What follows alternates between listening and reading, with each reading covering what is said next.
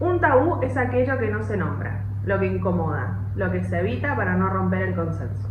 En la literatura, los tabúes no siempre son temas prohibidos, sino formas de escribir que no se cuestionan, ideas que se repiten sin discusión. Hablar de clichés, de poder, de mercado y de gusto también es hablar de esos silencios. En este espacio vamos a meternos justo ahí, en lo que suele quedar fuera de la charla literaria correcta. Bienvenidos al tercer episodio de Opuestas Complementarias. ¡Sí! Acá hemos vuelto. Estamos de vuelta, ¿me extrañaron? Yo creo que sí, porque nos han estado reclamando un poco bastante algunas personas, gracias a nuestras fans. Algunas personas, Julieta Ortiz. Nuestra amiga Julieta Ortiz, mi amiga Paula Velasco, ni hablar. Ahora va a decir, me la conozco tanto que va a decir después, ¡ay, salí en España! ¡Salí en televisión! ¡Estoy en la portada! Sí. Este episodio estuvo por ser grabado como 3 veces. Sí. Esta es la tercera. La tercera es la vencida. Sí, pues la verdad que estuvo complejo, pero bueno, no queríamos dejar pasar diciembre sin hacer otro episodio. La idea, obviamente, en algún momento, si tuviésemos todo el tiempo del mundo, sería grabar cosas más seguidas, porque tenemos muchas cosas para hablar, pero realmente, bueno, el tiempo no ha abundado este diciembre, No, ni la energía. Yo creo que es la energía sobre todo, porque tal vez el tiempo uno se lo hace. El famoso dicho. El famoso dicho. O sea, si es encontrar un momento como para grabar, para grabar, para organizarse, no sé si es tan problemático como el hecho de gestionar la energía a fin de año con un montón de cosas que están ocurriendo, malas, buenas, más o menos. Entonces es como que es como una carga extra de trabajo que en algún punto se siente como ese peso. Por otro lado, también, a diferencia de otras cosas, esto, respondiendo a tu papá, nadie nos da plata por Son espacios que tienen que simplemente existir para mí, como para no olvidarnos de no estar pensando todo el tiempo también en ser productivos, que la productividad dentro de todo también está llegando al mundo literario, no solo por las cosas que, o sea, los libros como esto que salen como pan caliente, sino también el hecho de, bueno, todo cómo ha evolucionado, ¿no? El mundo del libro con BookTok, con Bookstagram, que ahora toda la gente quiere leer ediciones especiales, o si no tiene capaz 8 libros del mismo libro, cosas así. Entonces, bueno, nada, también es como un poco de decir, bueno, transformar los espacios de literatura, que vuelvan a ser, quitarle ese peso, ¿no?, de la productividad y demás, y que vuelvan a ser como espacios simplemente de disfrute. Claro, y volver al tema, o sea, la literatura como algo que es un ocio que es completamente improductivo. Exacto. No ganas nada. Y hablando de eso, ¿cómo te trata el fin de año lector? Mejor que otros años. Entonces como que estoy contenta porque siento como que he vuelto a encontrarle como el goce a la lectura por sí misma. Y a esto de hablar, encontrarme como... Yo creo que tiene que ver más con el encuentro. Podría dejarlo como ese sería como el cierre de mi año literario. Que para hacer una actividad tan solitaria me ha dado la posibilidad de encontrarme con otras personas que también disfrutan de esto. El próximo, bueno, cuando cerremos ahora el episodio vamos a comentarles que la idea de este podcast era hablar de Frankenstein. Lo pasamos para enero porque no llegamos con lo que queremos hacer con ese podcast. Claro. Pero ¿qué pasa? Esa experiencia nos llevó a de repente estar en una videollamada con colegas traductoras de otras partes de la Argentina, hablando en inglés de un libro que es un clásico de la literatura universal. Obviamente eso nos generó tener que... Yo leí una semana el libro. Entonces sí, fue intenso, era muy intensa también la lectura y la escritura. Claro, entonces fue como un tiempo extra que le tuve que poner y fue como súper enriquecedor. Y en lo personal, los debates literarios es como que me dan un subidón de azúcar, no sé, porque me emociona un montón y me emociona ver las cosas que ven los demás, que por ahí obviamente, por experiencias y por cosas uno no las puede ver, no las puede imaginar. Voy a hacer un paréntesis muy corto. A mí una vez estaba en un recital, yo soy muy bajita, para los que no me conocen, mío 1,54 m, y estaba en un recital con mi novio, y mi novio se agachó a mi altura y me dijo, ¿qué mierda ves de acá abajo? Y claro, ¿qué pasa? En mi mente yo creí que todos veíamos lo mismo, todos veíamos nucas para mí, ¿entendés? Nadie, porque yo nunca había podido vivir otra cosa, siempre para mí habían sido nucas, espaldas, y bueno, chao. Y al final no.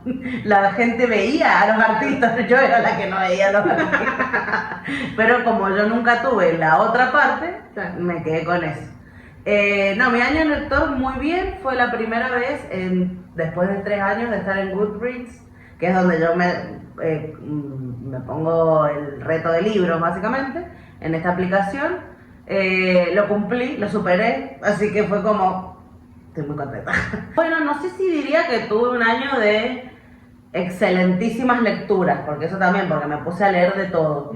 Me puse a leer fantasía, dark academia, thriller, dramas también. Leí La Vegetariana, que le tenía muchas ganas hace mucho tiempo. Ganadora del Premio Nobel de la Literatura por ese libro. Entonces, bueno, empecé, que todavía no termino, tan poca vida. Llevo 300 páginas, ya lo voy a terminar, pero la verdad que es tan triste que es como, ay, por Dios, es como que en un momento digo, no lo quiero soltar porque tengo ganas de ver cómo termina y ver si realmente se merece todo el hype que tiene, pero al mismo tiempo es como, ay, cómo me está gustando sufrir con este libro, como, bueno. Así que bueno, ese ha sido mi año lector, pero... Y ahora estoy leyendo otro que creo que lo voy a terminar también, así que bueno, nada, yo estoy muy contenta porque he leído de todo. De todo. Bueno, entonces por ahí podemos cerrar como diciendo que ha habido como como variedad, ha habido comunidad y ha habido la sensación de algo como de algo alcanzado. Esto vuelvo a lo mismo. Si usted ve algo que no le gusta en este episodio, lo deja en los comentarios. De forma educada, porque bueno, hay que respetar las normas de la comunidad, de todas las redes sociales en las que tratamos de estar. En serio. Eso. En serio. Si les gusta algo, lo dejan en los comentarios. Si no les gusta, también. Obviamente, invitarles a que se suscriban y nos sigan. No solo que nos likeen en las redes, en Instagram, en TikTok, sino como que se tomen el momento. Por favor, me lo pido. No, para hacer estas cosas que por ahí son un poco más importantes en términos de redes sociales, que es el seguir las cuentas en YouTube, sobre todo en YouTube y en Spotify. Y dejar comentarios. La idea hoy día es hablar de algunos tabúes que pensamos que hay como dentro de la literatura. Este tipo de cosas, o sea, hay un montón de tabúes. Elegimos un par nada más como para poder charlarlo. Ese tipo de cosas que por ahí es como que son rispideces, así como estamos todos de acuerdo hasta que de repente decimos, che, esto. Así que bueno, vamos a dar apertura a los tabúes del día de hoy. Y bueno, cualquier cosa, obviamente, nos comentan. Por supuesto. Nos dicen qué opinan ustedes. Bueno, entonces, vamos con el primer tabú del día de la fecha. Audiolibros. Escuchar audiolibros. ¿Es realmente leer? Polémico, muy polémico. Lo gracioso de esto es que las dos hemos investigado por separado. Hicimos la tarea, chicos. Hicimos la tarea, investigamos. A mí me sorprendió, no sé qué encontraste vos, pero a mí me sorprendió en el año que surgieron. Sí, tienen una trayectoria bastante larga. Pareciera que es algo que es reciente, de época de Spotify o no sé, de YouTube mismo. Pero son del 1930, o sea, en el 1932 en Estados Unidos surge el concepto formal del libro hablado, no era audiolibro, y obviamente estaba pensado para las personas no videntes. De hecho, la Fundación Americana para Personas No Videntes y la Biblioteca del Congreso en Estados Unidos crearon un proyecto que se llamó Books for the Adult Blind, o libros para los adultos no videntes. Así que estamos hablando de casi 100 años. 100 años. Yo encontré incluso un registro anterior que es del Royal National Institute of Blind People, o sea, el Instituto Nacional de Personas No Videntes, Personas Ciegas, de 1920 también, o sea, hace 100 años. Esto es británico. Y estos dos casos primeros son, o sea, claro, estaban pensados justamente para personas que no tuvieran la posibilidad de leer el texto escrito. Claro. A mí el término Que no estuvieran en braille, digamos, porque ellos también, Claro. o sea, ellos pueden leer en braille, Es pero verdad. que no estuvieran en braille, sino que los escucharan, básicamente. Claro, que no estuvieran como impresos y que no estuvieran como, no sé si será, sí, punteados. No sé. Sí, no sé cómo. No vamos a hablar de lo que no sabemos. investigamos eso. Esa parte tanto no sabemos, pero bueno, la idea era que estos libros pasaran a lo auditivo para que estas personas pudieran acceder a este material. Ese es como el primer precedente que registro más formal, porque de hecho en algún momento me apareció como que Edison, creo que como tipo Edison grabó uno, es como, bueno chicos, esto no nos vamos a tardar en el tiempo. Sí, había un registro como de, yo también lo vi, de 1880 y algo, que era, que de ahí aparecía como, bueno, en cierto sentido se puede decir como que es un mini libro, audiolibro, que habían grabado la famosa frase esta que es de una canción o un poema para niños, Mary Has a Little Lamb. Eso es una frase, chicos. O sea, no es un audiolibro, pero bueno, como proviene de un poema, entonces Claro. se entiende, pero bueno, no. Bueno, también estamos acostumbrados hoy en día a otra extensión, Claro. porque los primeros, justamente, que se llamaban, me mató el nombre cuando lo encontré, libros parlantes. Sí, bueno, el Talking Books, me pareció muy bonito igual. Sí. Porque era como, de alguna forma, o sea, como que toma, o sea, yo no sé si será la intención, pero toma como, bueno, el sentido literal, es un libro que habla, o sea, un libro que está como... Claro, contándote algo. Contando algo, como en voz alta, qué sé yo, para ser escuchado, pero también es como que de alguna forma los libros nos hablan siempre. Ay, qué poética. ¡Ah, qué cosa. poética! Entonces era como ese nombre que le pusieron. Bueno, ese es como el principal precedente. Ajá, y ahí es como lo primero. Que en realidad es como que en el 1932 surge la idea y se empieza a poner en práctica, pero recién en el 1934 se grabaron estos libros parlantes en discos de vinilo de 12 pulgadas que giraban más lento para que entrara más contenido. Eso ya no... esos conocimientos de música no los tengo. De los discos y qué sé yo, pero bueno, sí más o menos eran 15 minutos por lado para los audiolibros. Y eso es como lo primero que aparece de los audiolibros.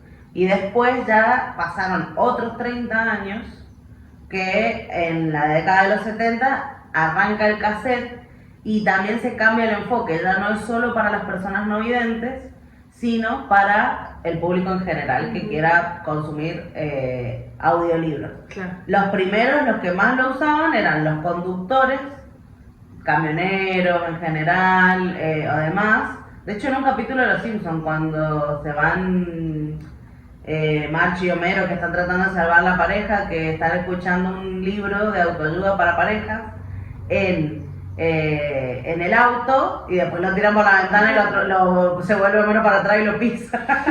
Sí, es verdad. Así que ahí se vuelve popular entre los conductores y los viajeros. En los 70, en la década de los 70 cuando surge el cassette. Claro. Y en los 80 se termina de revolucionar, digamos. En realidad ahora se termina de revolucionar, pero bueno, es como que los 80 fueron muy importantes por la parte de poder llevarlo para todos lados. Claro, como el tema de poder como hacer más transportable, o sea, al aparecer todos estos otros formatos como los cassettes, después bueno, los CDs, al volverse más transportable es como mucho, o sea, hay más. Sí, o sea, es el tema del transporte, o sea, el decir, bueno, poder usarlo en el auto, poder moverlo por la casa, poder usarlo, no sé, en un CD mientras vas caminando por la calle, hace que eso se disemine cada vez más y que ya no sea que vos tenés que ir a una biblioteca a escucharlo, sino que lo podés llevar a la casa. Exacto. O a cualquier lado, porque claro. en los 80 surge el Walkman, que nunca me dejó de parecer fascinante el nombre del Walkman. Un hombre que camina. Sí. Y ahí es cuando se vuelve verdaderamente portátil, o sea, es muy loco porque primero pasan, o sea, la evolución humana es muy loca porque primero las cosas que nos llevaron 1 millón de años, como que cada vez la evolución va haciendo todo más rápido. Entonces, fíjate acá, en el 32 surge la idea, en el 34 se hacen los primeros, en los 70 arranca con el cassette Ya 10 años después está el Walkman, listo, ya estás de ese portátil. Ya se volvió portátil. Y también en este periodo de tiempo, ya en los 80 y 90, es cuando se empiezan a globalizar y llegan a Latinoamérica, de alguna manera acompañando bueno, el boom latinoamericano y los libros, digamos, que se volvieron tan famosos en esa época. O sea que es algo que en ese momento, claro, como que se empieza como a expandir y es cuando los empezamos a ver acá. Yo la mayoría de la información que encontré, sin embargo, es muy europea, muy estadounidense, porque lo que hicimos fue decir, bueno, hablemos con un poco de fundamento, encontramos un poco de información, entonces no hay tanta información, o por lo menos no tan accesible de lo que es a nivel Latinoamérica, pero entendemos que de alguna manera como que vamos siguiendo como la misma lógica del norte global, como se le dice hoy en día. Y después, ya comenzando en los 2000 en adelante, es como que ya pasamos o sea, es como que la primera etapa es como la creación, la segunda es la masivización, la masificación, y la última es la digitalización, Exacto. que es la que estamos viviendo desde 2000 en adelante, cuando empezamos a verlo en plataformas como YouTube, en Spotify, incluso en plataformas, que ahora no me voy a acordar ninguna, pero hay una que se llama Audiolibre, por ejemplo, que ya son como plataformas que están pensadas solo para eso, como para comprar o descargar libros. Los audiolibros. Los audiolibros. Yo había, perdón, sí, que te interrumpa, no. Yo había encontrado que en el 95, justamente hablando de esto, que se fundaron plataformas, está Audiolibre, y está también Audible, que es la plataforma que surge en Estados Unidos, creo, que es la primera. Esa era la primera y de ahí primero era como lo que hizo fue introducir un reproductor especial para estos libros, pero ya después en el 97 lanzó el sitio web y fue como bueno, ya se podía descargar, uno lo podía escuchar en cualquier, porque antes también era si no estaba en un cassette, si no estaba en un Discman, no era como que vos podías escucharlo. Después surge Ares, los reproductores, Ares y sus virus. Y no de los que cantan. Y no de los que cantan. Bueno, nada, antes era como que necesitaban también una plataforma especial, ese estilo, porque aparte son muy largos algunos. O sea, tienen muchos episodios, muchas páginas, entonces, bueno, se entiende, muchos episodios, muchos capítulos, entonces, bueno, se entiende que hayan que tenido como que crear algo especial y bueno, nada, ya en 2 años dijeron, bueno, listo, está chico. Claro. Ya lo pueden descargar, llévenselo donde quieran. Claro, y después, mirando un poco las estadísticas, por ejemplo, estas son más recientes, la del 2024, en Estados Unidos, lo voy a leer, y cito, 883 millones de dólares en ventas. En Latinoamérica, 356, casi 357 millones de dólares en Latinoamérica, con Brasil y México liderando la región. Estos son los países que más consumen esto. A mí me llamó la atención porque digo, bueno, Brasil es un submundo en sí mismo culturalmente por una cuestión de idioma, pero por otros motivos también, es como si fuera una especie de continente aparte. Como pero México es un país que no es tan grande, y para ser el que lidera la región, eso dice un montón de cosas. Lo que pasa es que me parece que hay muchos habitantes en México también, además. No hablemos sin saber. A investigar, a investigar, chicos, bueno, a chequear. Bueno, ¿por qué traigo este dato? Porque, claro, es o sea, más allá de, bueno, ser como un subproducto de una cuestión artística, literaria, de investigación, ensayo, lo que sea, también es un producto más, un producto industrial más, con bastante creciente. Entonces, si bien por ahí tal vez acá en Argentina el registro que tengo es que es más de los últimos 10, 15 años. Sí, antes diría que menos, sí. Y que la gente aparte no le gusta. O sea, no es que no le gusta, todos dicen, ay no, me voy a dispersar o no sé qué, entonces como que si nunca uno ha tenido la experiencia es como que hay mucha gente muy reticente. Claro. Y que capaz podría leer más de esa forma. Exactamente. O sea, sí, o sea, se puede como tomar como eso es lo que vamos a charlar en un rato, o sea, bueno, esto, o sea, ¿quién lee audiolibros? ¿Quién consume audiolibros? ¿Quién los usa? Entiendo que esto como que ha aumentado el consumo, entonces hay más producción, hay más oferta, hay más traducciones también incluidas en las plataformas de audiolibros, Pero también me hace pensar en algo y es que estamos hablando de ventas. Latinoamérica unida, patria grande, nosotros no compramos ese tipo de cosas. O sea, hemos empezado en los últimos 10 años, por decirlo así, porque es el registro que tengo de, tal vez un poco más, ponele que 15, a consumir plataformas de streaming en las que vos tenés que pagar. Sí. Porque bueno, uno se engancha, digamos, en la facilidad que tiene eso, simplemente pagás, accedes y listo. Dividís la cuenta entre un montón de personas, entonces entre varios tenés distintas plataformas y qué sé yo, pero nosotros somos cultura de descarga ilegal. Entonces, acá bancamos la ilegalidad, entonces pienso también en esto, o sea, como pensando en el público hispanohablante, que es algo que después encontré, el país que ocupa el segundo lugar de público hispanohablante que consume esto legalmente con descargas y qué sé yo, es Estados Unidos. Sí. Cosa que a mí me parece maravillosa. Yo tengo una teoría y es que en el futuro yo quiero llegar a vivir para ver a Estados Unidos convertirse en un país que habla español. Y va a ser hermoso. Sí, la verdad que, bueno, pero me pasa que también hay una realidad. En Estados Unidos no es tan sencillo acceder a cosas para descargar. Cuando yo vivía allá, no viví mucho tiempo, está bien que fueron hace casi 10 años, no sé cómo estará hoy en día. ¿Somos tan viejos? Sí, somos tan viejos. Pero la realidad es que me pasó que, bueno, justo en ese tiempo estaba muy de moda Game of Thrones, se estaba por estrenar la 6ª temporada, la primera temporada que venía sin libro, y yo no la veía, me había quedado en la 3ª temporada y tenía que ponerme al día. Y me tuvieron que prestar una cuenta de HBO, así, ya tan latinoamericana, pidiéndole a mis amigos gringos, che, me prestas tu cuenta de HBO para ver. Tan latino que duele. Sí, mal. Lo bueno es que eran muy piolas todos en ese sentido, como, sí, tomá, te lo presto.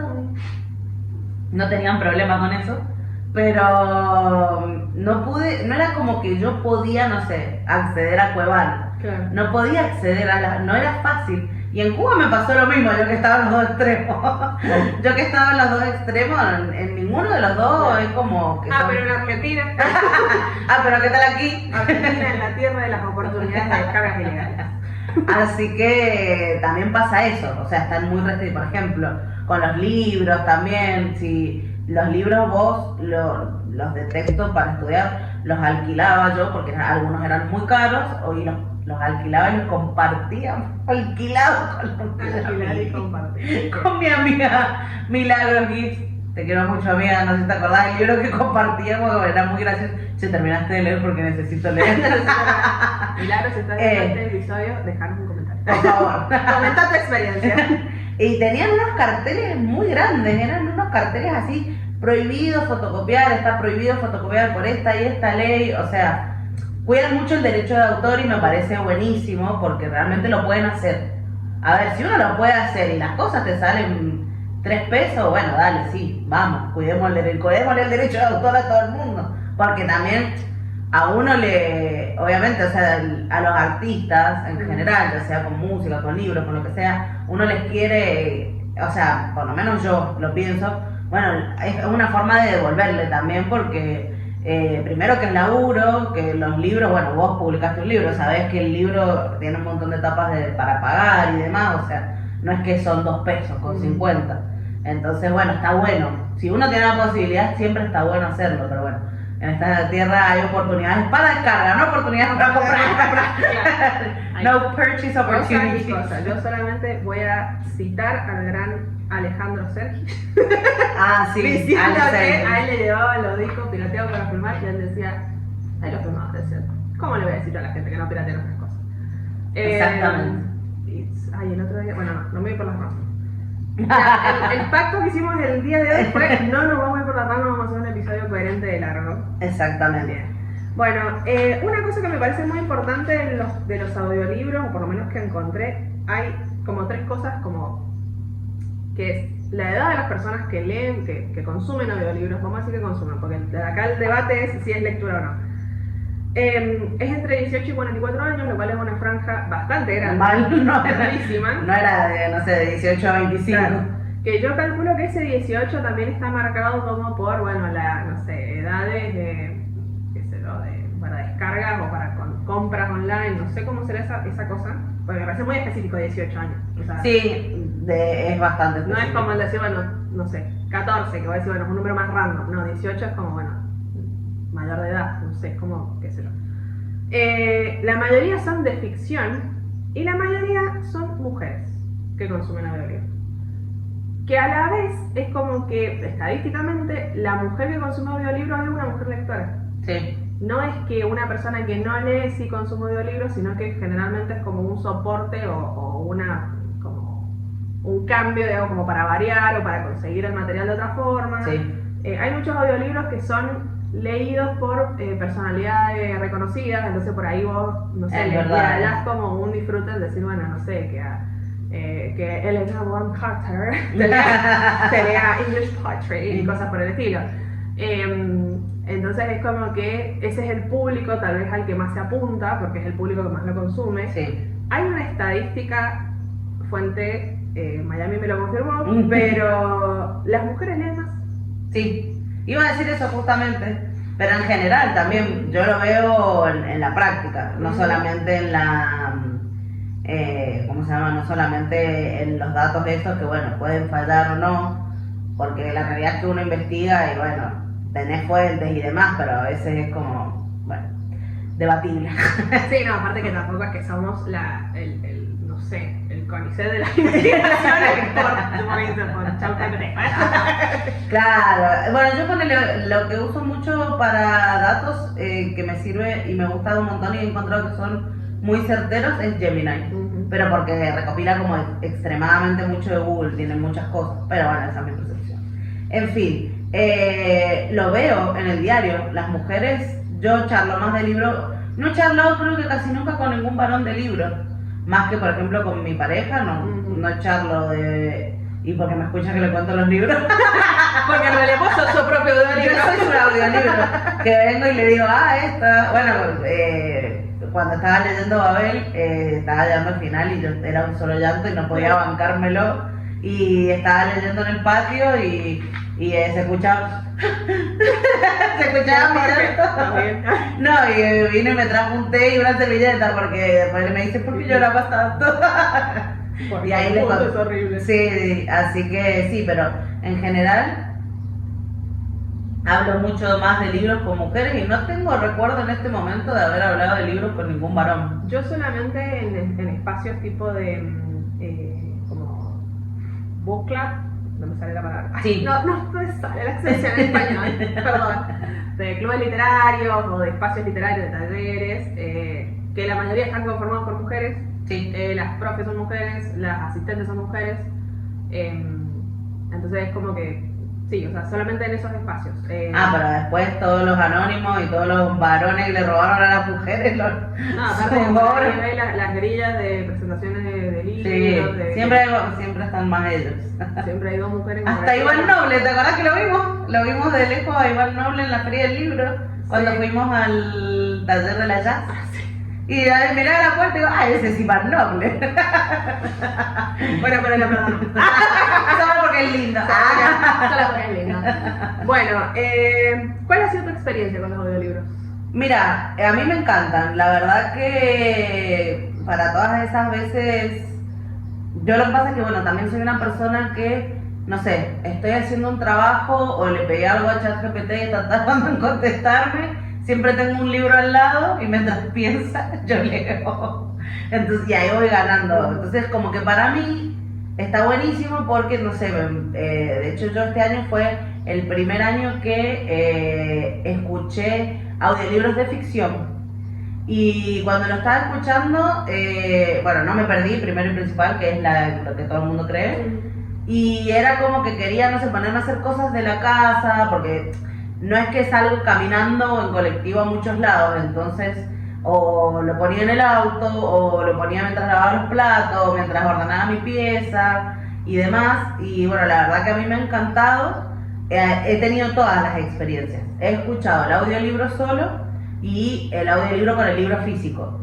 Como para ir, bueno, por ejemplo en Frankenstein era como, bueno, para agarrar y no perderme, digamos, o sea, de ir un poco más rápido. Entonces, sobre todo porque teníamos un deadline para leerlo y demás, y así todo no lo había terminado. Y sin embargo, igual después lo terminé, pero lo terminé al día siguiente, pero bueno, igual necesitaba como avanzar. Y la verdad que me ha gustado mucho, creo que el debate de si es o no literatura me parece innecesario.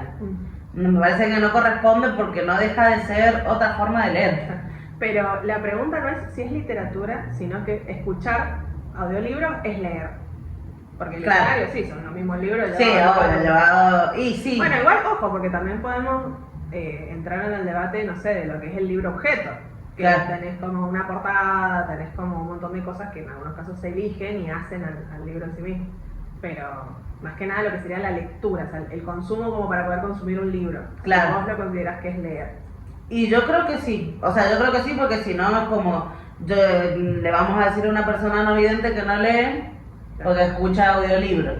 O no sé, yo por ejemplo tengo una amiga que camina a todos lados y se escucha toda la saga de Bridgerton, porque realmente no tiene tiempo para sentarse con un libro, pero sí tiene que hacer un montón de cosas, y en ese montón de cosas que hace, que no, su mente no es que la está usando, no sé, como nosotras que tenemos que armar clase de inglés o traducir o lo que sea, la está usando, no sé, ponerle para ordenar su casa o para ir de un lado a otro, y bueno, ella fue la forma que encontró de no perder el hábito, digamos, de lectura, de alguna forma. Entonces para mí sí, y además me gustan mucho. Y recién que comentabas lo de las voces famosas, también hay premios para los audiolibros. No sé si sabías, hay premios para los lectores. De hecho, la que le lee a Rebecca F. Kwan ganó el premio ese como la mejor voz de audiolibro, porque parece que es impresionante en inglés. Parece que es impresionante, yo no lo he escuchado, pero sí. De hecho, cuando se hacen presentaciones de libros, bueno, no sé si vos viste ahora que estuvo Alchemist, que estaba lleno el Bookstagram de ese libro, se hizo una representación en España y llevaron a la presentación a la chica que había hecho el audiolibro. Entonces es como que están presentes también y son artistas de voz. Claro, es como un nuevo rol como presente en esto de la industria, pensando esto como lo que es la industria editorial, digamos. Claro. Bueno, ¿y tú? A mí me pasa que no tengo una gran experiencia en el consumo de los audiolibros. Lo he usado un par de veces, generalmente para escuchar libros que están en inglés, como para acompañar la lectura, que en mi caso como personal ha sido más un soporte.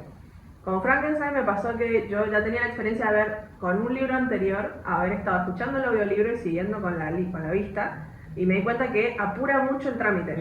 Porque por ahí uno, ¿en qué sentido? En que a veces, no sé, te evadís, si te distraes, te vas para otro lado, entonces como esto te obliga a volver, y a volver a un lugar, o sea, no puedes volver a la otra página, es como dale, seguí. Entonces, de alguna manera hace que la lectura sea más veloz. En el caso de palabras, sí, en idiomas extranjeros te ayuda con la pronunciación y con ciertas cosas que están buenas, pero no tengo la experiencia de escuchar un libro como un audiolibro sin el soporte físico. Entonces es como que hasta ahí llega mi experiencia sobre lo que puedo llegar a hablar. Entonces, en ese sentido, para mí el audiolibro, o sea, es como, volver a lo mismo, pensando en mi experiencia, para mí el audiolibro no es leer. Bien. Porque es como un soporte extra que tengo para acompañar la lectura. Porque también para mí el leer es agarrar un objeto físico y tenerlo frente a mi vista y ocupar mi tiempo solo en eso. Claro. Ponele, es como que no lo usaría para eso, para ir manejando. Para eso escucho un podcast que hable de cualquier otra cosa.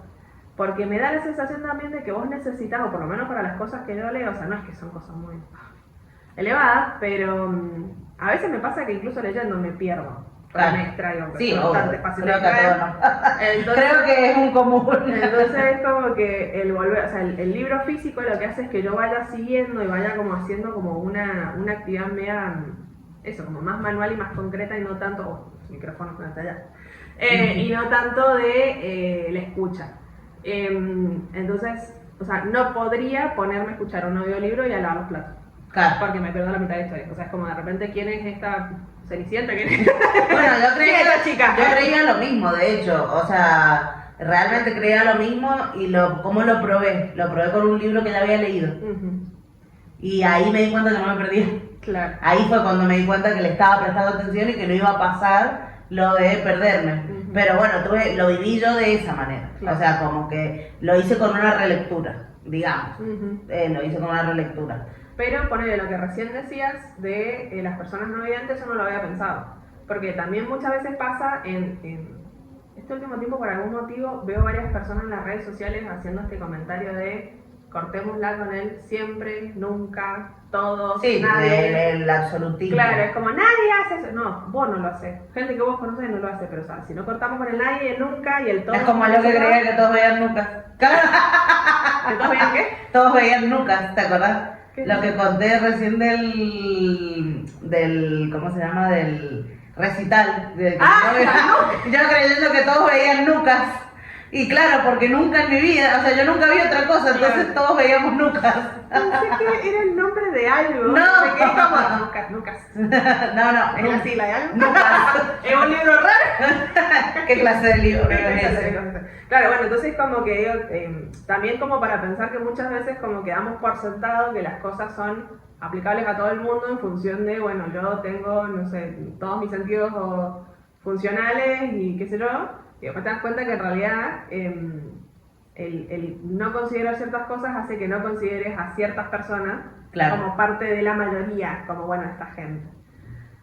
Lo cual me parece también bastante piola porque genera, o sea, el salir, digamos, de esa idea genera como otras ideas y al punto también de pensar por ahí en otras posibilidades, como que incluso personas que son no videntes generen sus propios audiolibros. Sí, de uno. Como, o no sé, que reciten, ponele, es como decir, bueno, sabés un poema, lo recitas y lo grabás y te escuchan otras personas que no son no videntes. También. O sea, es como, esa idea me parece que estaría buenísimo. Y que hace que de repente, o también, bueno, no me quiero ir muy por las ramas, pero también el pensar que muchas veces es como que hay espacios en los que tal vez uno no tiene que estar. Es ¿Y como sí? decir, bueno, un audiolibro no es para, yo digo, ponele, una Macarena, un audiolibro no es leer. Bueno, vos no tenés que estar en este espacio. Si para Claro, vos yo no es siempre leer, que dije que claro, sí. si para vos esto no es leer, no lo consumas, pero no digas que no es leer, ¿viste? Una cosa así. Haz lo que se cante, mami. Claro. O sea, en esto de que muchas veces uno como que se mete en lugares en los que tal vez no tendría que estar, pero incluso en este sentido que es como algo que es muy liviano, es como, tal vez es como, yo estoy hablando obviamente de mi experiencia, entonces es como, bueno, o sea, yo no obviamente no iría a decir, no, chica, esto no es leer. Para mí no es leer porque para mí no tiene que ver con, o sea, con mi experiencia de lectura, pero como para otras personas sí, entonces es como, está bueno que sean esas personas las que vayan también moviendo la aguja Exacto. de cómo se van a producir estas cosas. Bueno, vamos al segundo tabú, que lo titulamos ¿La editorial moldea el gusto o el gusto moldea la editorial? Polémico. Polémico porque cuando estábamos pensando en los temas para hablar, fue como que dijimos, che, esto es, o sea, para mí esto da un episodio entero. O sea, Sí, para un la episodio verdad que entero. sí. La verdad que sí, porque es un tema para mí bastante complejo, pero bueno, o sea, complejo en el sentido de por todas las cosas que me remueven. Sí, no, y porque aparte, o sea, yo calculo que esto se puede ver en distintas regiones, en distintos lugares, con distintos autores y a lo largo del tiempo también. O sea, que es como algo que se puede como hacer como una investigación un poco más a fondo de cómo eso se va viendo, para también sacar un poco de una percepción propia, que yo creo que es de lo que vamos a hablar ahora, básicamente. Así que bueno. Pero sí. Bueno, empezando porque aclarar que una editorial es una empresa o un sello que transforma el manuscrito, o sea, el PDF que uno tiene, en un libro publicado y de alguna manera lo que busca es reforzar el vínculo entre lectores y escritores y obviamente, bueno, es un actor más dentro de la industria editorial y literaria. Claro, porque en realidad, ¿qué pasa? La editorial lo que hace es actuar como un puente crítico entre el autor y el lector. ¿Qué tiene que ver? Tiene que ver que se aseguran que el contenido no solo sea legible, sino que también sea comercialmente viable y de alta calidad, obviamente, porque, a ver, o sea, las editoriales ninguna es una ONG y ninguna tampoco nos vendió nunca que eran una ONG. Son personas que obviamente, como cualquier otro rubro, quieren vender. Y hasta ahí venimos todo bien. Hasta ahí los entiendo. Hasta ahí, claro, sí, no dejan de ser eso, sí, no deja de ser una empresa. Claro, que es lo primero que conquiste, son empresas, o sea. Si bien existen por ahí algunas empresas más pequeñas que lo que buscan es como acotarse a un rubro, entonces de alguna manera están mucho más cerca de sus lectores. Que, o sea, algunas personas son también como, son lectores, son escritores, sí. Son personas que están interesadas, digamos, en el área, no es que, porque si vamos a lo que es, acá hablando sin saber, pero hasta donde yo entiendo vos podés tener una empresa de lo que sea. Sí. O sea, siendo empresario, no es necesario que vos seas un zapatero para tener una empresa de zapatos. Exacto. Simplemente tenés que ser una persona que sepa moverse en un ámbito comercial, tener una inversión y contratar a las personas adecuadas. Entonces, pero hay muchas editoriales que por ahí son más pequeñas y sí son personas que están metidas en el rubro, que tal vez trabajan con autores más indie, más independientes o más pequeños, no reconocidos. Entonces tenemos como una variedad muy grande, tenemos desde una Planeta a una Natalia Flores. ¡Ah, la nombramos! ¿Cuánta gente ha sido nombrada? ¿Cuánta gente ha sido nombrada hoy en día? Más vale que todos comenten. Entonces como que tenés esto como muy amplio, pero bueno, la meta, digamos, de, o sea, como que ocupa, digamos, a todas estas empresas es la difusión y distribución de material literario y también el intercambio comercial.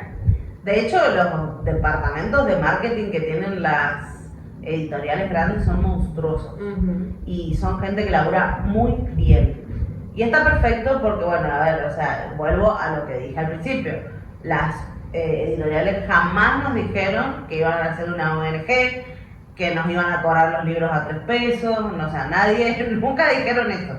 El problema viene en otras cuestiones, creo yo, más debatibles, no de el precio. De hecho, el otro día estaba viendo un reel, así como en modo de comentario muy corto, recién estaba pensando que este podcast debería llamarse No me quiero ir por las ramas, pero... Este episodio se va a ir por las ramas. Le vamos a cambiar el nombre.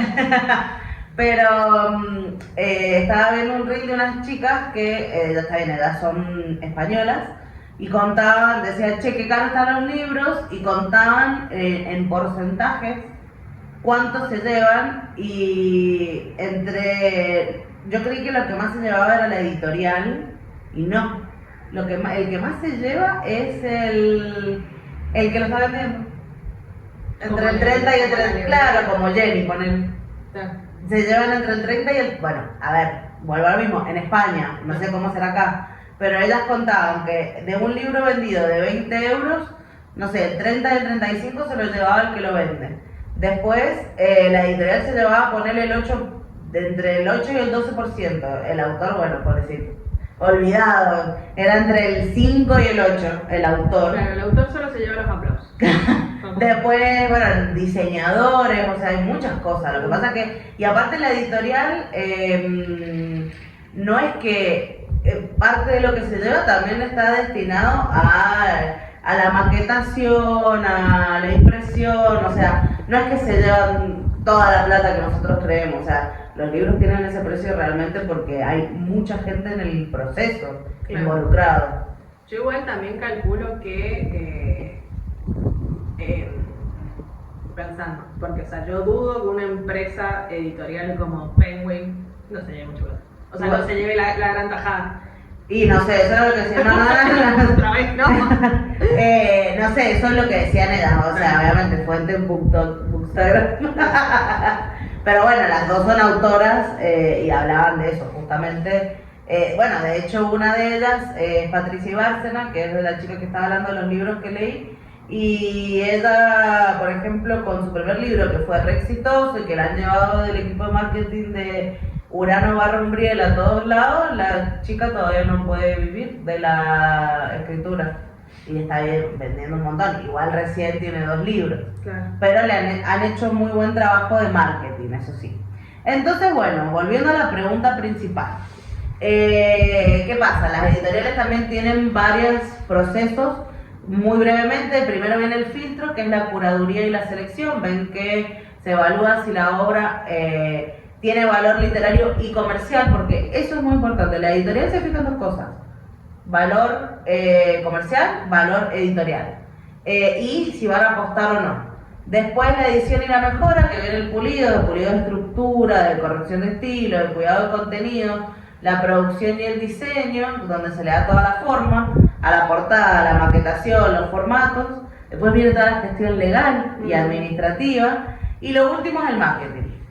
Claro, que yo calculo igual que el marketing se debe ir haciendo a la par de las otras cosas. O sea, ¿en qué sentido? Que es como que el proceso, o son procesos muy rápidos, pero dudo que recién vayan a hacer el proceso del marketing cuando el libro ya está. Claro, como, sí. No. Menos en este momento en el que vos podés ir adelantando ciertas cosas en las redes. Con los bookstagrammers, con los booktalkers, con...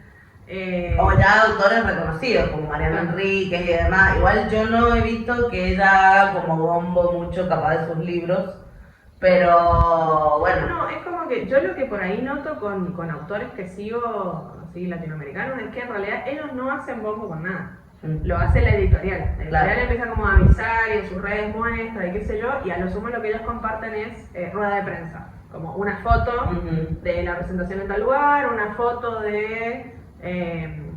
sí, más que nada eso, pero es como que ellos puntualmente no mueven, me parece que está bien, porque a esta altura del partido, o sea, es como... ¿Qué le va a pedir a Mariana Enrique que te haga un TikTok? No, dale, la editorial. Una cosa que es como... que está dentro de esto que estamos diciendo, pero ahora lo acabo de pensar.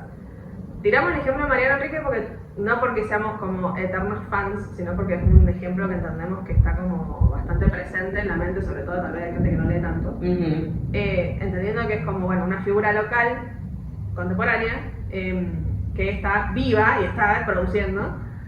Es que eso, bueno, así como pasa en muchas otras industrias, esos nombres grandes que venden son los que permiten que si Macarena también anda el libro a alguna editorial y dicen, bueno, vamos a apostar con esta chica, como que de alguna manera económicamente sostienen eso también.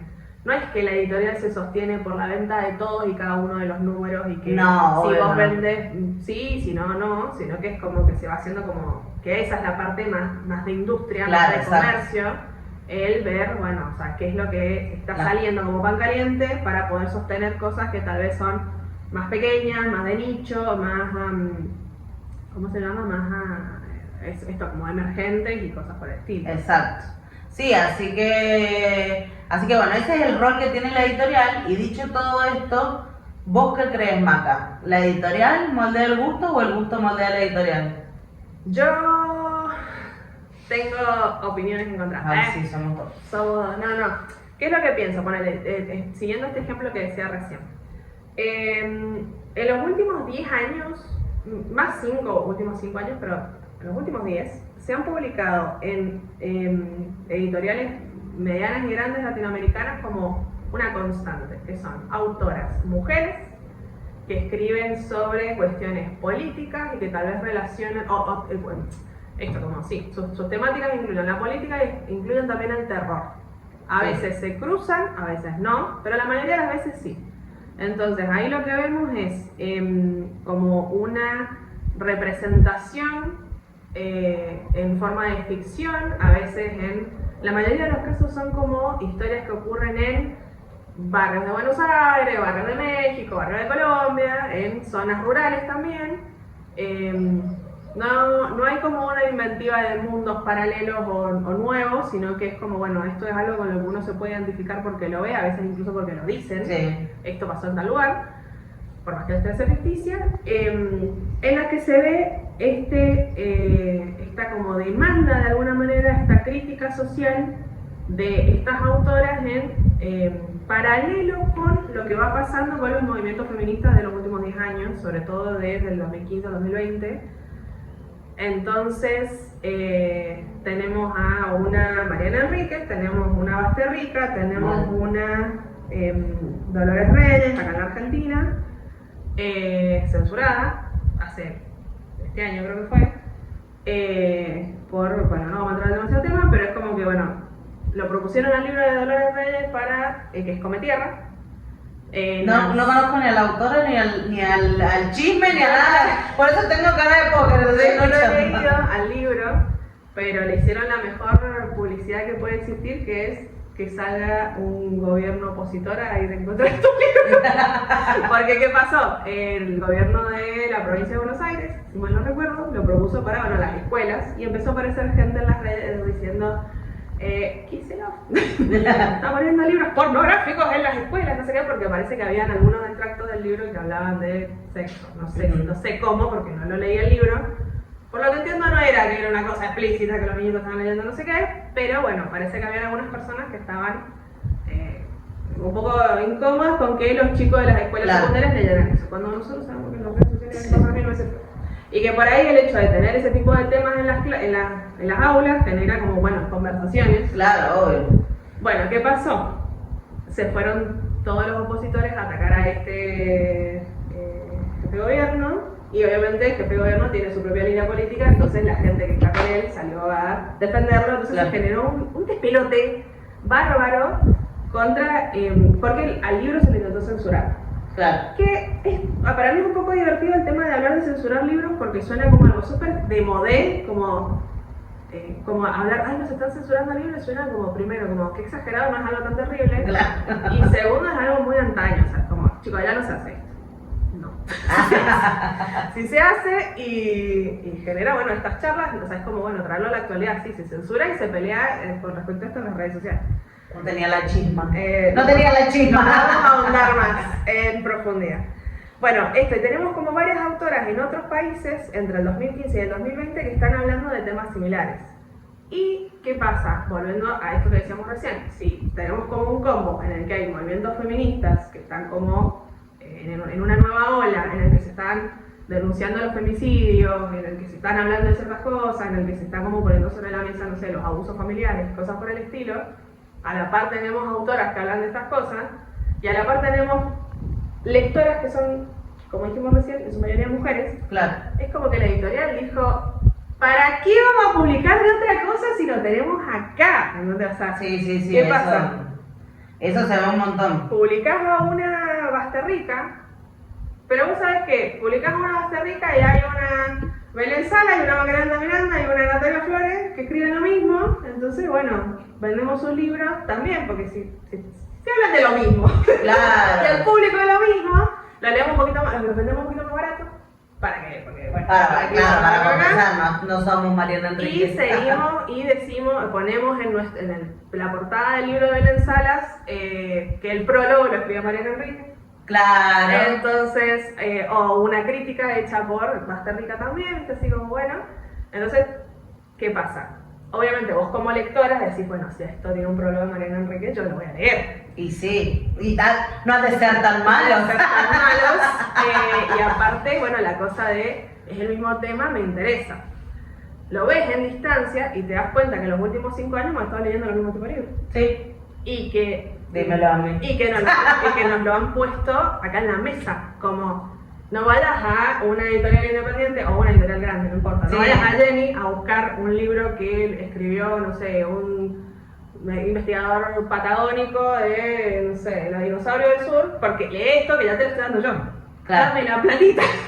Dame la platita. Es como, nos vamos a ahorrar el trámite. Vos me vas a dar el dinero, yo te voy a dar lo que vos tenés ganas de leer, que venís leyendo los 5 libros de los 5 años anteriores que viste. Exacto. ¿Está mal? No sé. O sea, de parte de la editorial... Vuelvo a lo mismo, no son NG.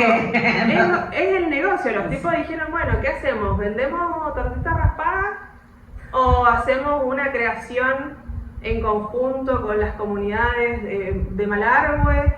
No, bueno, sí, vamos a hacerlo, pero eso lo vamos a vender un poco más caro. A las tortitas raspadas las vamos a vender todo el tiempo porque sabemos que todos comen tortitas raspadas con el... Exactamente. Entonces es como que no deja de ser una movida comercial, que a la vez una consumidora, esto lo digo muy desde mi lugar, a veces decís, quiero comer una tortita raspada.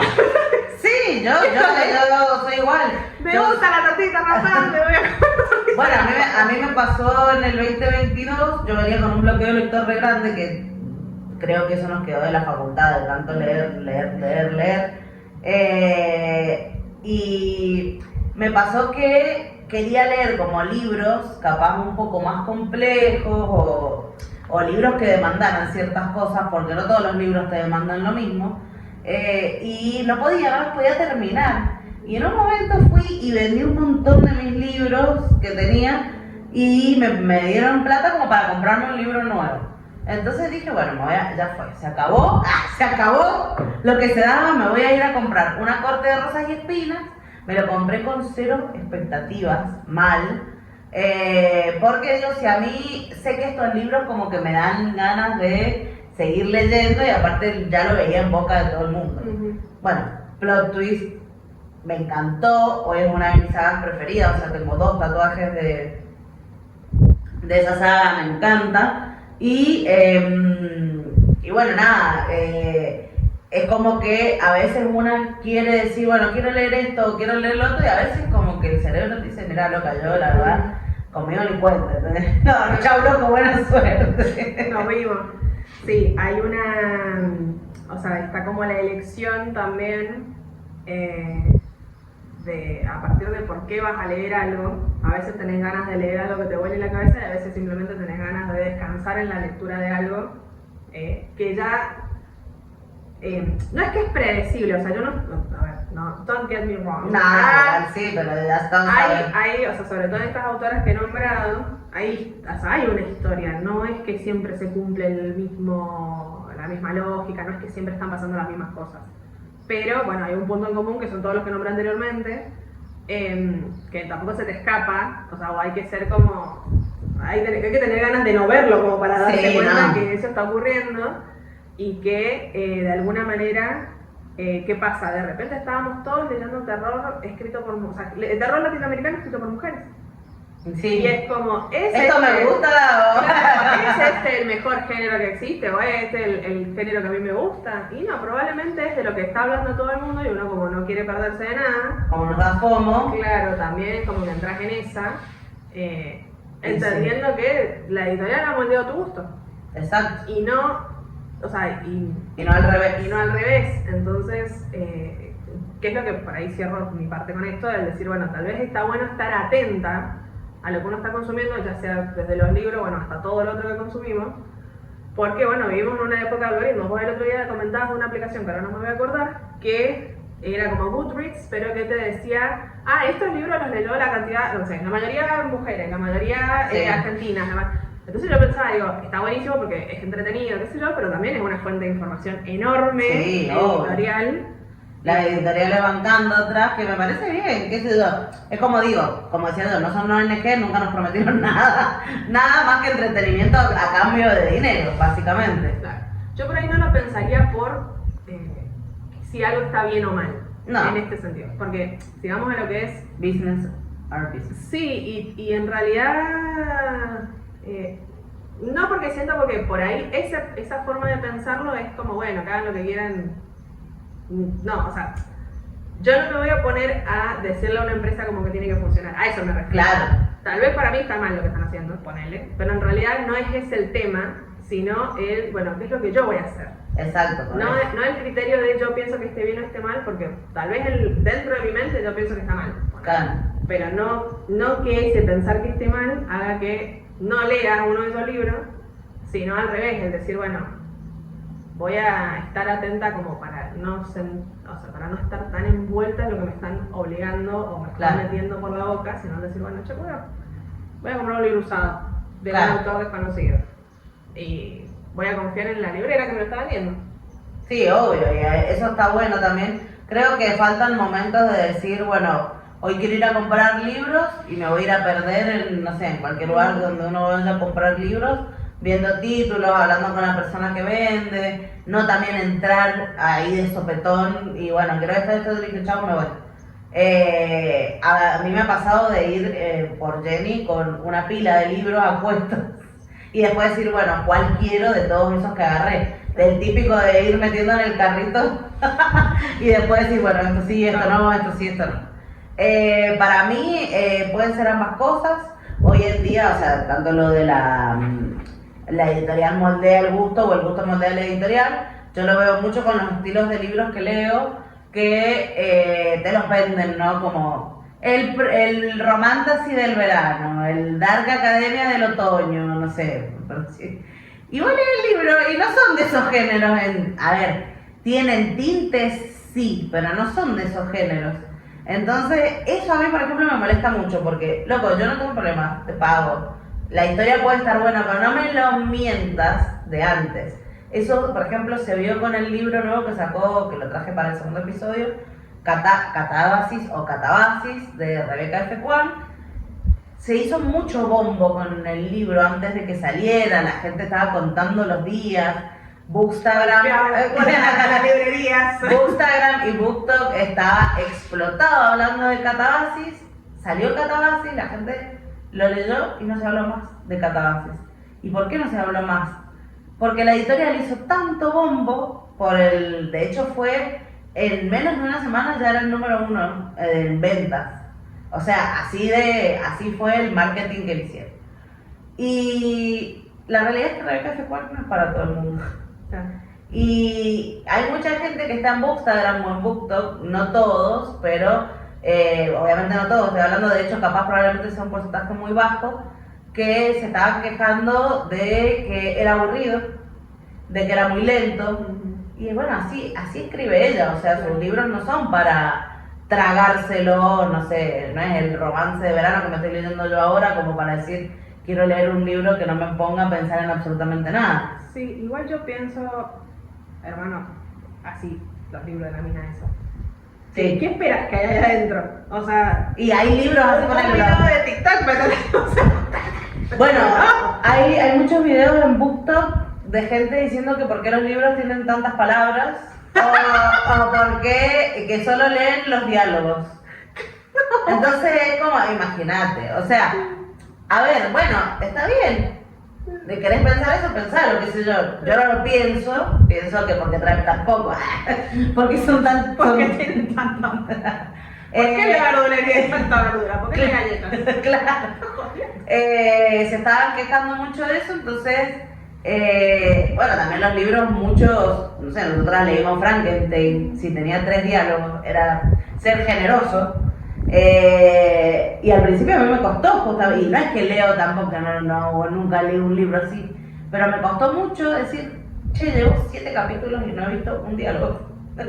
Y después me di cuenta que era como de otra manera, es como que, bueno, lo vas viendo sobre la marcha. Pero creo que también las editoriales por ahí le dan, obviamente, como vuelvo a lo mismo, todos siguen la rueda de lo mismo. La editorial no es una ONG, ellos quieren vender. Y bueno, nada, si la gente ahora se está quejando de esas cosas, sacan libros así nomás. Yo me siento muy insultada por las editoriales cuando compro un libro que está en español y tiene tantísimos errores. O sea, es como, chicos, primero, el traductor, bueno, puede cometer errores, por supuesto, sobre todo porque los tienen que sacar cagando los libros, esa es una realidad. Las sagas las van publicando libros así, en menos de un año publicaron 2 libros de ese tamaño. Debo decir, eso no es posible de escribir. Nosotros somos de la generación que tuvimos que esperar 4 o 5 años para leer libros de Harry Potter. Entonces vos decís, o inclusive me acuerdo que con la Orden del Fénix, que pasó muchísimo tiempo hasta que se publicó, estaba esto de que habían como salido una traducción que no estaba terminada de corregir y tenía como comentarios de la traductora que decía sorry, I don't know what this means, no sé qué, como cosas así. Era como una pretraducción final. Entonces, bueno, nada, cuando yo veo un libro que me salió una tortadita y que tiene un montón de errores de traducción, errores de edición, o sea, ahí no hubo quiero creer que una está aseverando acá sentada, quiero creer que no hay una sola persona, quiero creer que hay más personas involucradas. Entonces, bueno, creo que la editorial tiene un papel muy grande en esto de moldear los gustos, como todo. A ver, o sea, el algoritmo está preparado para que nosotros nos gusten cosas. Por eso cuando a veces decís, esto yo no lo dije, lo pensé, es porque el algoritmo te va moldeando la mente. Son un gran algoritmo, básicamente. Estamos con esta sección, ¿qué es un cliché? ¿O a qué se le llama cliché literario? Son como esas canciones que uno escucha tanto en la radio, que como al principio nos gustan mucho, las amamos, pero las escuchamos todo el tiempo, que bueno, uno termina también como aborreciéndolas. La idea en la literatura es que son ideas, personajes o frases también que se han usado tantas veces que ya perdieron su fuerza original y su capacidad de sorprender. ¿Qué son exactamente? En la literatura, una fórmula narrativa que se ha vuelto predecible. En su origen quizás fueron ideas brillantes y originales, pero debido a su uso masivo, ahora se sienten como un atajo que se toma en lugar de esforzarse por crear algo nuevo. Eso es lo que yo encontré del cliché. Bien. Y voy a hacer un paréntesis que no creo que sea un atajo hoy en día. Puede ser tomado como un atajo, pero yo creo que hay gente tan fanática de los clichés que necesita repetirlos todo el tiempo. Y de hecho hay mucha gente que te dice, ¿qué clichés te gustan leer? ¿Hay eso en el ámbito...? Sí. ¿Qué clichés te gustan leer y cuáles no? Claro. Por ejemplo, bueno, yo soy una persona a la que no le gusta leer libros. A ver, cuando elijo un romance o un romantasy, me gusta solamente el Enemies to Lovers. Me gustan los otros también. Claro. Pero en general me gusta esa tensión. No me gustan los que son amigos y después se pone amigo una cosa. Amigo no puedo. Amigos otra cosa. Es como a mí me gusta eso, el bolonqui, la tensión.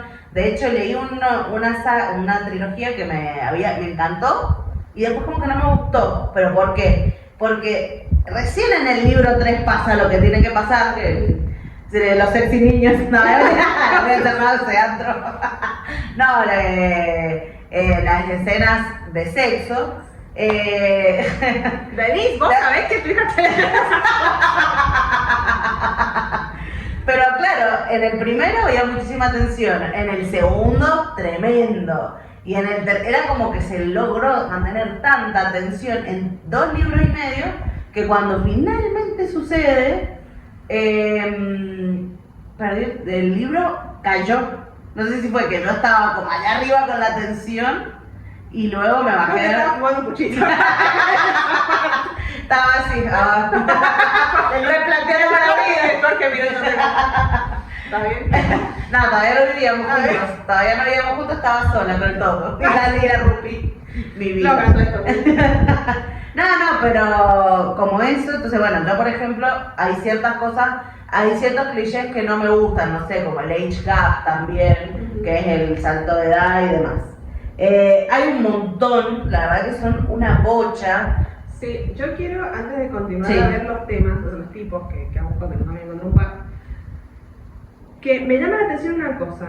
En lo que es la escritura, o sea, a ver, yo entiendo que a nivel, digamos, si usted estaba viendo en un termo y se acaba de conectar, este podcast se llama Apuestas Complementarias justamente porque tenemos gustos literarios muy distintos y aparte, bueno, somos opuestas complementarias astrológicamente. Igual no estamos pudiendo hablar. Y aparte no estamos pudiendo hablar. Entonces, ¿qué pasa? Es muy factible que, bueno, o sea, no es que es muy factible. Las dos tenemos como un bagaje muy distinto, entonces medio como que también esta es una propuesta como para aprender del bagaje de la otra. Habiendo dicho esto, yo por ahí suelo leer más esto, como narrativa histórica, autores latinoamericanos, qué sé yo, bueno, cosas así. Habiendo dicho esto, me llama, o sea, es como, bueno, obviamente no he leído a todos los autores latinoamericanos, no sé tanto al respecto, no soy profe de letras, pero me llama mucho la atención esto que estás diciendo, como que en el área de estas géneros, o por ahí, no sé, categorizaciones, como el Dark Academy, romantas y todo eso, el cliché se considera como algo bueno. Sí. Porque en otros tipos de literatura, el cliché es un error. Claro. Es como... ¿En serio pusiste que al final de la historia el tipo se despertó? O sea, no tenía... Como odio cuando todo es un sueño. Todo es un sueño. O sea, o decir, ay, bueno, el tipo era malo porque había tenido una infancia difícil. O sea, ¿en serio pusiste eso? ¿Viste? Como, o sea, es el tipo de cosas que un editor te mandaría a revisar. Como, mira, está buenísimo lo que estás diciendo, pero esta parte de la narrativa, y no sé, pensemos como, ¿por qué otro motivo este tipo está malo? Claro. No se considera un cliché como que es algo positivo, sino como que es algo que tenés que evitar y que un editor te va a decir, busquemos de otra forma. Claro, bueno, está el lado B de la literatura, el lado under. Nosotros somos el lado under porque no somos como se dice, tan leídos. Yo sabes qué pienso, esto es para otro Sí, episodio, obvio. pero ¿qué pasa? Estos géneros de los que vos hablas están pensados, o sea, surgen de un público que es estadounidense. Sí, es verdad, Con la mayoría. una Sí. idea de la McDonaldización de todo, que también traemos a Latinoamérica, porque lo acabamos de decir, de repente tenemos un montón de autoras que escriben lo mismo, y tenemos un montón de público que está leyendo la misma Aunque situación. no usen clichés. Aunque no usen clichés y aunque sean personas que tienen una formación académica, qué sé yo. Entonces, por ahí entender que esa es la lógica y vuelvo a lo que decía recién. No hablar en términos de bienes y males, sino en términos de, bueno, yo entiendo cómo funciona, voy a tomar mis decisiones. Entonces me llama la atención esto de, porque ponele, yo lo he escuchado con una palabra que no sé cómo se traduce porque no me he metido en eso, pero que es la palabra trope, que es como estas categorías, Sí, que es sí, como sí, esto, sí. como esto de enemies to lovers, que sería como de enemigos amantes, amigos que después se forman pareja. Claro, que no me gusta. Claro, o sea, como, si no quedó claro. como varias categorías que generalmente aparecen en inglés, Claro. incluso en ámbitos del español, y que como que de alguna manera te anticipan de qué se va a tratar el libro. Es como que la elección para leer es que vos ya sabes de qué se va a tratar. Exacto. Eso me parece muy llamativo. O sea, es como rueda para hablar un montón. Es muy... A ver, volviendo un poco a la pregunta inicial, yo creo que se pueden usar los clichés, volviendo a una corte de rosas y espinas. Rosas y espinas. En el mundillo lo llamamos acotar, porque es la abreviatura. Acotar. Que es la... Hablando de acotar, paréntesis de paréntesis de paréntesis. Están reclamando mucho Macarena que tenemos que leer eso, así que... Pero posta, primero que Sara, la autora se llama Sarah J. Maas, o Sarah J. Maas, realmente escribe muy bien. Se toma su tiempo para escribir, así que te banco, Sara, te quiero, me has dado las mejores historias que he leído en mi vida. Es una autora no solo prolífera, sino que la chabona escribió su primera saga de fantasía a los 16, 17 años. O sea, ahí arrancó escribiendo. Y yo lo leí este año y no lo puedes creer, o sea, no parece que lo haya escrito una persona. Sí, podés como dejar entrever ciertas cosas, la verdad que la principal, o sea, el personaje principal, que es una mujer, es como, me sale, es una Mary Sue, ¿sabes lo que es Mary Sue? No. Hay dos, está Gary Sue y Mary Sue. Me suena a Mini Pili. Son los personajes que le sale todo bien, que saben hacer todo. Harry Potter es el mayor Gary Stu de toda la faz de la tierra. El chabón no sabía conjurar un patrón, te lo conjura y bien, ¿entendés? Como esas cosas, esos personajes que son muy perfectos.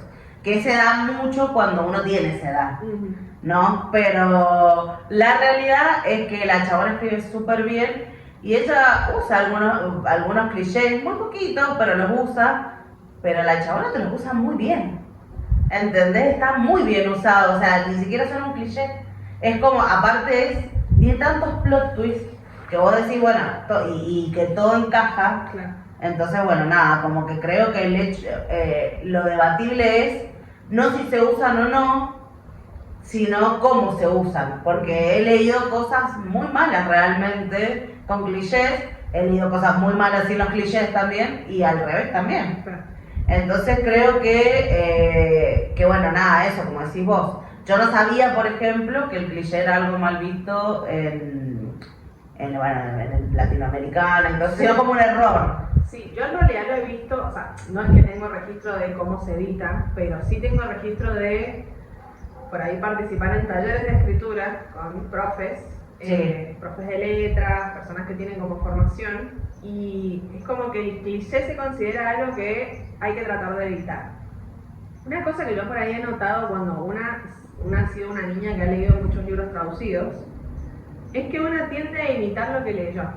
Y los libros traducidos, si vienen, no sé, Estados Unidos, qué sé yo, tienen como una lógica que es justamente esa.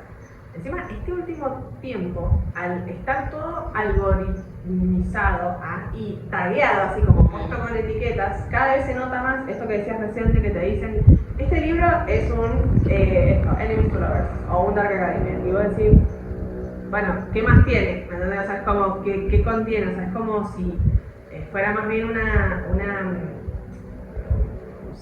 gran olla en la que vamos a poner un montón de ingredientes y vamos a sacar algo. Claro. Y así vamos a tener como un montón de más combos de libros en los que la persona va a... ¿Qué es lo que querés leer? ¿Querés leer una historia en la que hay dos lesbianas que se enamoran pero se pelean primero? Están en un ámbito académico y a la vez una de ellas es furra y a la vez... todo eso. Los furros me hacen ver. Claro, entonces como cuando tenga todo eso yo voy a comprar ese libro. Es como... es otra forma de escribir para un mercado. Sí, obvio. Que está pensado en ese ámbito. Yo calculo que deben haber personas o libros que se engloban dentro de esa lógica también en el autor latinoamericano, o sea, no es algo que escape, claro. Porque es una fórmula comercial también que funciona. Exacto. Y que muchas veces, bueno, es polémico, me voy a decir, esa sea la polémica, no, pero muchas veces es el punto de entrada a leer para adolescentes. ¿Qué es lo que dijimos en el otro episodio? Claro, Cuando no leí, no se puede ser tan boluda. Lee Ana Karenina y... No, ahora si la mandás a leer, no sé, o Wattpad, o algún libro de Wattpad, que bueno, los adolescentes también hay que adecuarse un poco a los formatos que llevan hoy en día. Y Wattpad es una plataforma donde la gente publica cosas que no puede publicar capaz en otro lado. Y bueno, sí. Porque no pasan filtros editoriales de un montón de cosas entre la misma historia. Es decir, no, Harry Styles no va a ser el protagonista. Bueno, hay un adolescente en Wyoming que va a tener un libro que es Harry Styles es su protagonista. Exactamente. Y esa niña creció para convertirse en Hannah Montana. Bueno, voy a contar así muy brevemente cuáles son los más comunes. Se dividen en personajes de trama y de estilo. Los de personajes, el elegido, como Harry Potter o Luke Skywalker, eso que obviamente hay una profecía, que vienen a salvar algo. Acá agrego a Anakin Skywalker. Es que yo soy muy fanática de Anakin, no puedo. De Anakin / Darth Vader. La Micela en apuros es otro también, que bueno, ya hasta el hartazgo se vio. El mentor que muere, que es ese maestro que tiene que morir para que el protagonista pueda crecer solo. Dumbledore, Gandalf, Obi-Wan también en el episodio 4, cuando lo va a buscar a Luke, que muere, que en realidad Obi-Wan es lo que es, gracias a episodio 1, 2, 3 y Clone Wars. Pero, soy tan nerda. Pero bueno, eso lo terminamos de saber cuando se ponen los primeros 3 episodios. El villano que explica su plan en vez de ganar. Pasa que eso, cuando también hay mucha gente que no solo escribe clichés, sino que te lo explica. Y es como, loco, no soy tan estúpido, ¿entendés? O sea, como hay que dejar que también no dar por sentado y que el lector saque sus propias conclusiones. Después de trama está el famoso Todo fue un sueño. Ese, no creo que no haya nadie que, o sea, la gente odia realmente eso.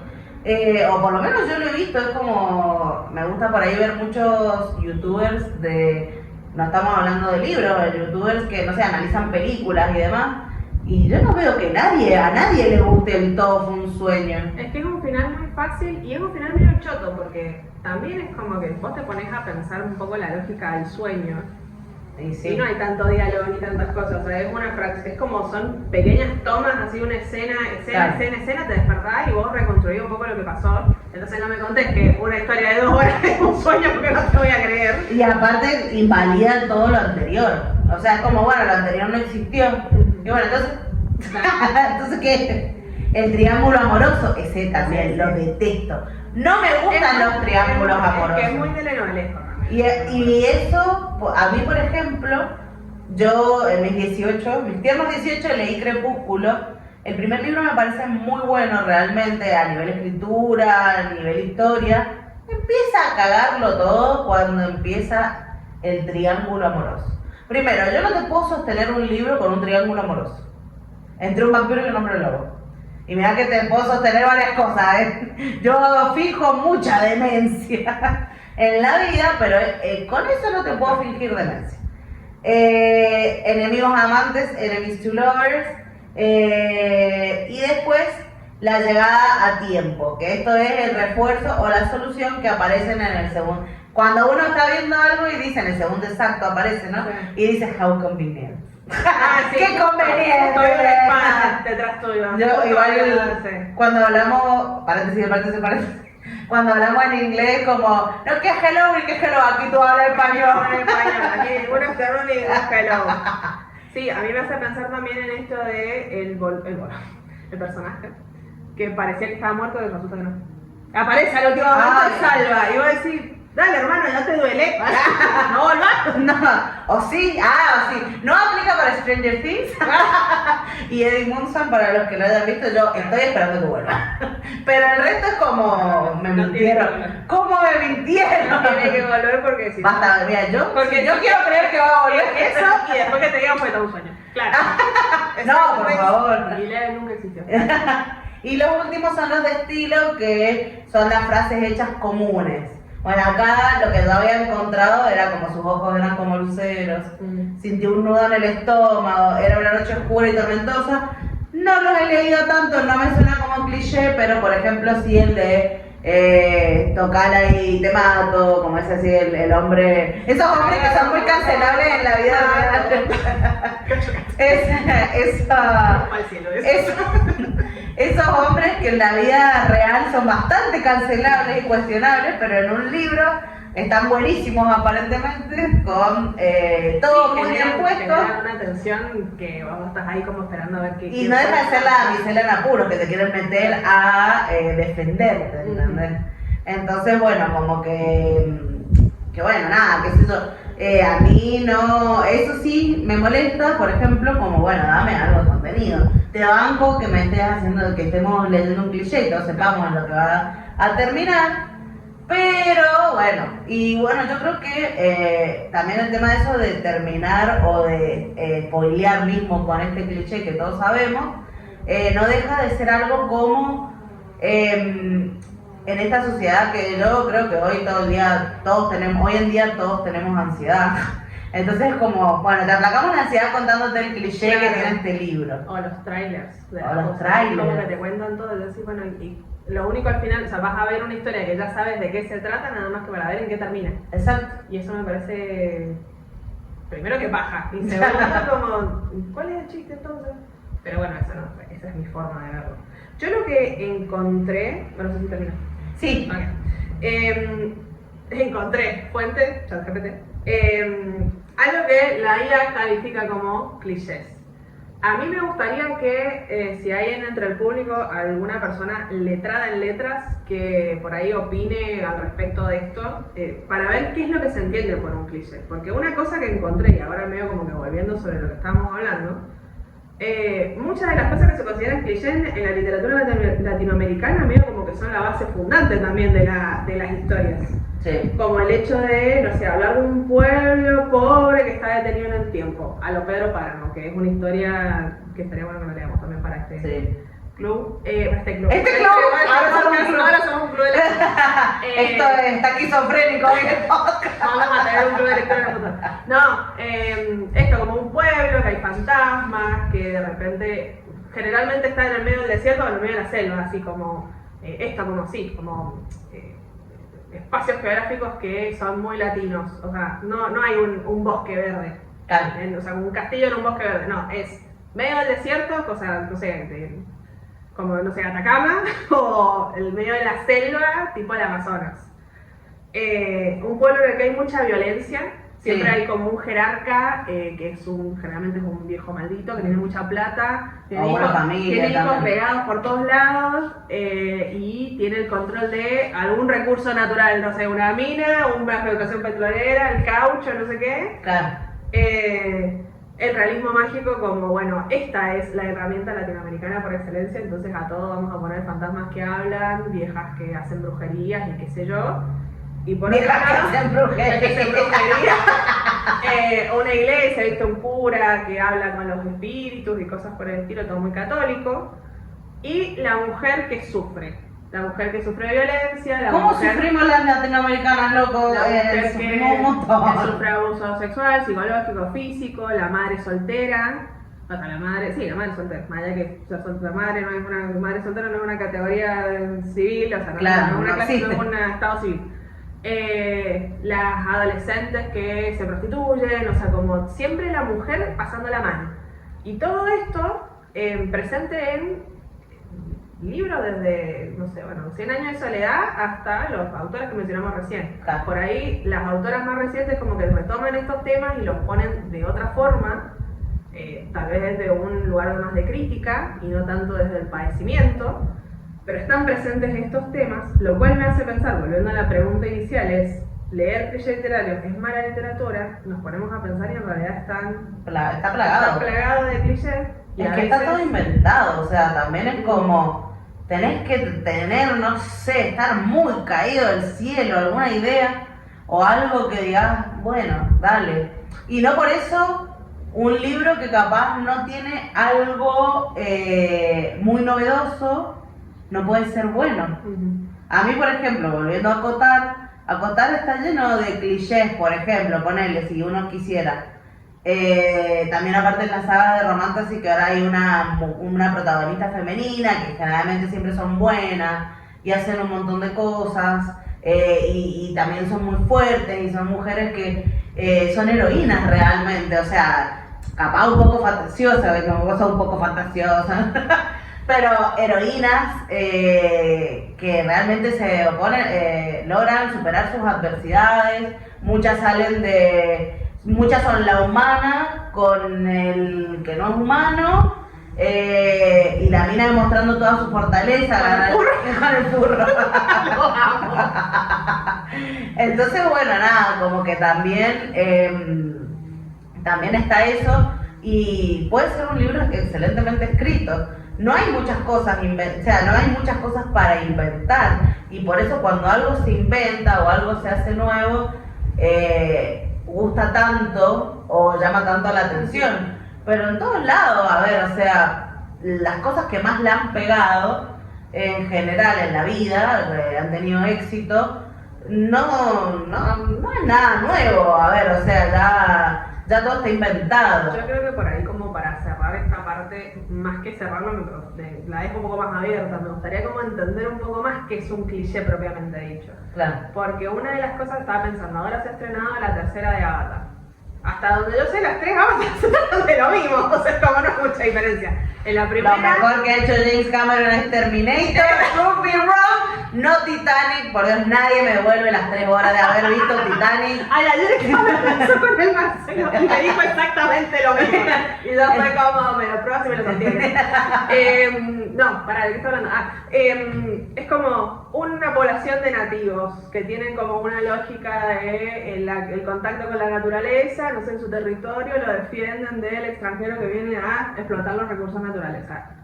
De manual. De manual. O sea, primero porque ha pasado y sigue pasando en la historia De hoy. real. Pero aparte es como, esto ya se ha visto, la nativa que se enamora del extranjero y encuentra amor en su corazón, ya se queda y Pocahontas. viene a traer la civilización a estos monos que no saben cómo prender un fuego. Y ahora en la tercera es como que, por lo que entiendo, no la he visto, pero el otro día estaba escuchando una crítica hablando de esto.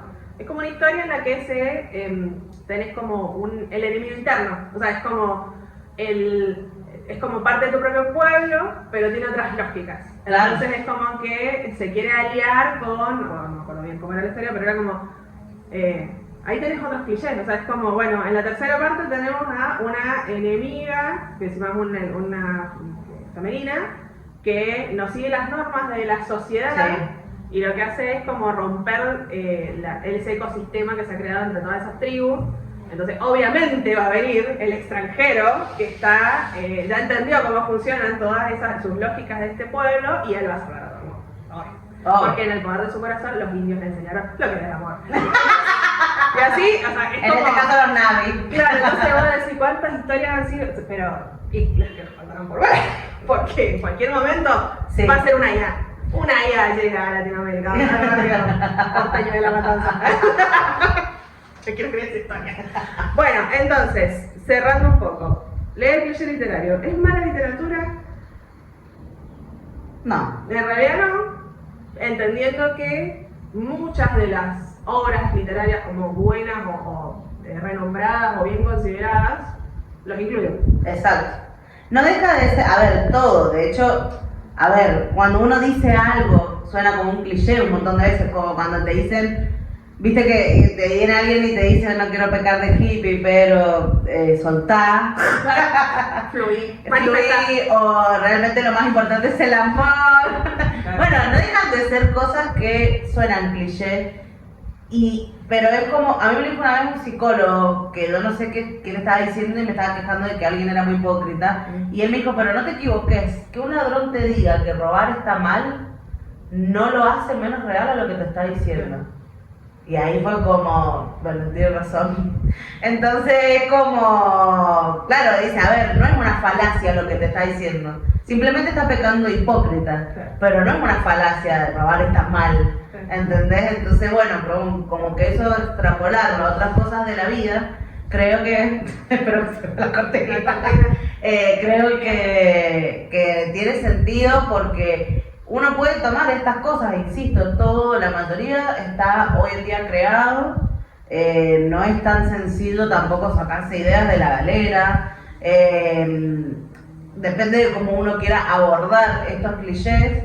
Capaz no decirlo, sí, coincido con eso, como, no me digas que es un enemies to lovers, déjame que lo descubra, ¿entendés? Yo, por ejemplo, no, cuando me compré Acotar, no sabía que era un enemies to lovers. Pero no puedo decir mucho más porque no lo has leído y quiero que lo leas. Bueno. Pero, ¿y por qué no tenemos que cerrar? Y porque tenemos que cerrar.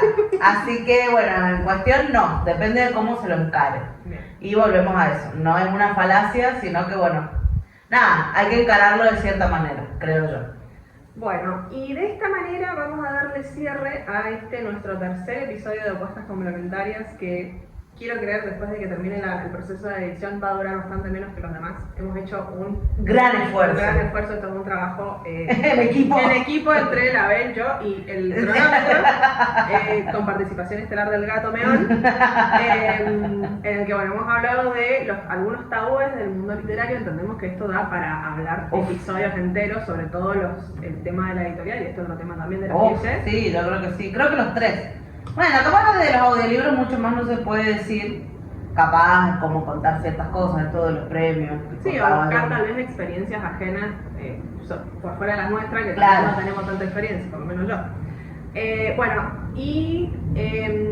Bueno, terminando este año 2025, el próximo episodio va a salir en el 2026 y ahí sí vamos a hablar de Frankenstein. Ahí sí, es la idea. Tienen un mes más para leer este libro. Recuerden que con toda la furia sacamos uno por mes, así que... Estamos bueno. Entonces ha sido un año en el que hemos leído cosas que nos han interesado. Empezamos este podcast.